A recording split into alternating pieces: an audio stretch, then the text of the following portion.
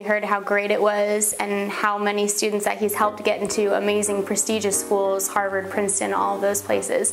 And so he actually worked with my sister, who's 2 years older than me, to get into UC Davis. And she loved working with him, and he helped her a lot. So I started working with him my sophomore year, and in those, from sophomore up to senior year, he helped me go over my SAT workbook. We did math and English and worked on a lot of essay writing. When it came down to junior year and writing the actual applications, he was there for me the entire time, worked with me on figuring out what exactly I should write about to make my essay unique and to really stand out among all the other thousands of applicants that are going to go to all the different schools.